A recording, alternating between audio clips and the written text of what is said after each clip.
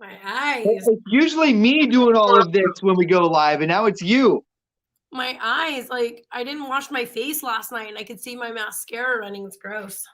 Oh. What That's why I use alcohol wipes to get the mascara off my eyes. No, you don't. I know. What are you doing? Today is I got to get a haircut today, really, really bad. So I got to get a haircut. Huh? Yeah, you do. Write that in your endorsement thing. So we're supposed to send one of our cool sales ladies everything that we like to do. Put haircut in that. Put stylist in that. I put, because in my list I gave her a whole list, and at the bottom I said things I will not do. Botox. Because I don't like the needles. I've done it before. I don't like the needles in my face. And I won't go to anybody for hair. Like, I have to choose my own hair person. And no diets. Well, and because I mean, your hair for you, it took a really, really long time for you to figure it out before, because for a long time you were just trying to straighten it and pull it back and just not even deal with it. And then when you finally decided to lean in, and this is what I got, let's do it. It took a minute. Yeah.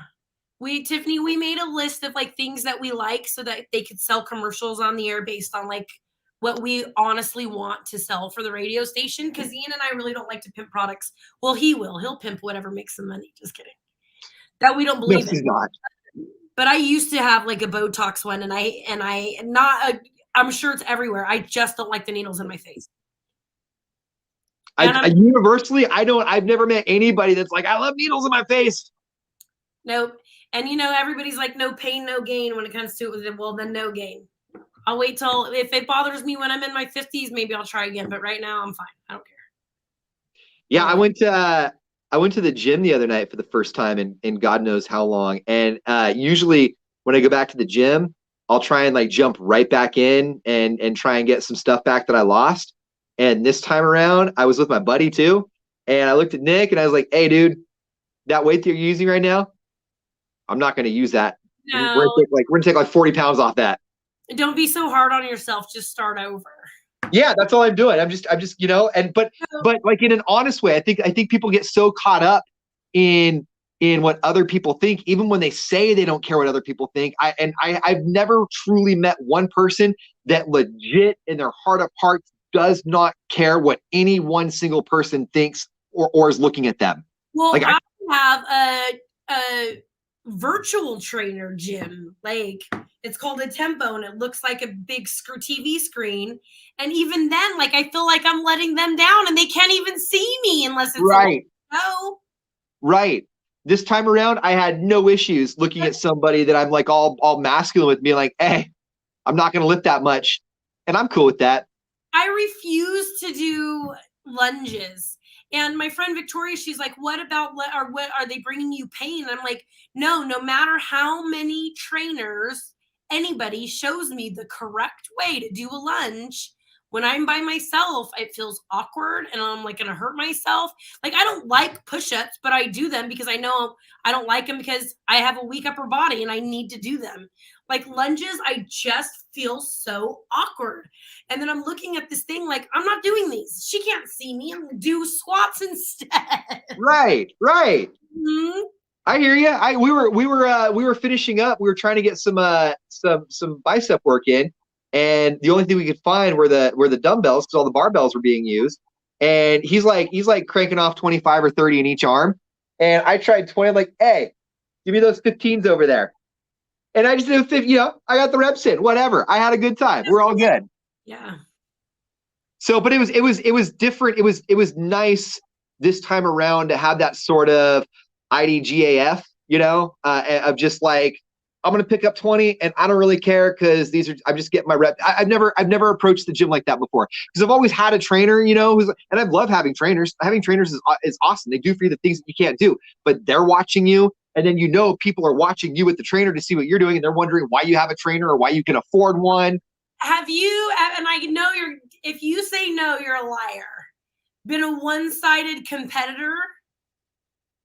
Like, somebody's on the treadmill before you and then you get on there and there's no way you're getting off until they get off. Like they don't even know that you're in a competition with them. Or if you 100%. see somebody else lifting weights and you're like, I could do that many, and they don't even know you exist, but you're competing with them.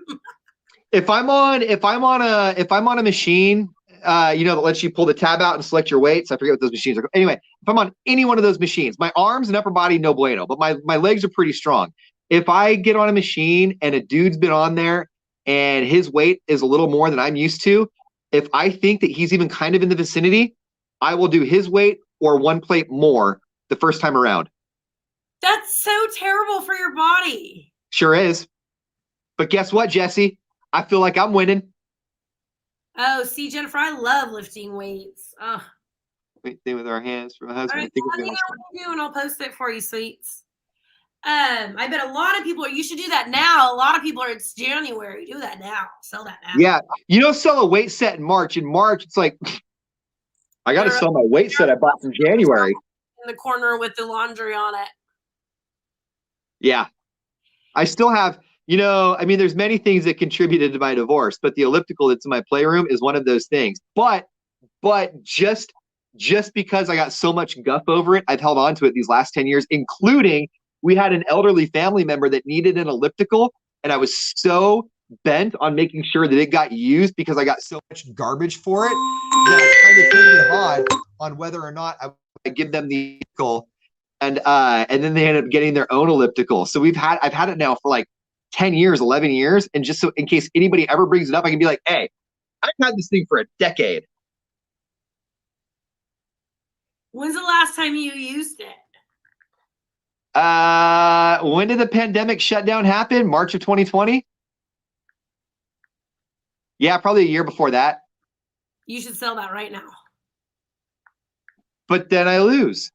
No, you don't. It'll be even more annoying. And now that you guys are divorced, you actually did what she asked you to do a long time ago. I wonder how many things, like, and I got to ask my buddies about this too. Like, how many things when a relationship ends that the other person does that they wouldn't do during the relationship? You're like, now it's okay. That was the most annoying thing. Like when Joe was taking these trips to Hawaii with women and stuff, I'm like, we didn't do anything together. Like all of a sudden he's camping, and I'm like, who are you? Oh, pissed me off so bad. Doing his own laundry? What? Coming over, he's folding underwear. You're like, when did you learn how to do that? Oh, and there was so many times, yes, Tiffany, I wanted to call his girlfriend to be like, for the good things, you're welcome. You're welcome. I fought with him about that for years. Yeah. No, I hear you. Get to go to Buffalo Wild Wing for dinner. What? All of a sudden he has a palette that's outside of the Chipotle palette? Yeah. Yeah. Sometimes it's just best to not know. I follow this love language guy on Instagram, and he posted like a leaving the party early together, a love language. And I'm like, oh, that's mine. And then I flip over and the next one is knowing their Chipotle order, a love language. And I was yelling at Instagram, not my love language. I'm telling you, until Taco Bell took away the Mexican pizza, that was my love language. And I swear to God, for years, I would say, if you know my Taco Bell order, we are meant to be. Oh, my love languages all revolve around food, cooking together, eating together, going out to eat together, bringing me a snack. All of the love languages. All of them. All of them. Gifting me a snack, making me a snack, telling me about snacks, all of the love language. Madden's love language is insert something snacks. Yes, around March or April, the Mexican pizza is coming back, and it's because they're trying to get a recyclable packaging for it. Like I called it in the beginning, they have a different package than anybody else, and they were causing a lot of waste. Yeah. Look at everybody's running for that Mexican pizza. They all know. Oh, no, I know. That's why, you know what? 2022 is going to be my year, and true love comes in May when the Mexican pizza comes back. if you get another relationship before I even get a text back, I'm out of here. All right, you guys. Hey, no promises, because you know I'm a relationshipy guy. You know that like right now is the time when people should be all like, just have fun. And then here's me like, yeah, but you want to move in? Here's another key to my house and my heart. Right. Here's my garage door opener. Hey, this is my social, just in case you feel like we need a credit card. Let's do our taxes together. Right. Last name again so I can spell it for my taxes. No, I don't need your last name because you're just going to take on mine in a year. Bye.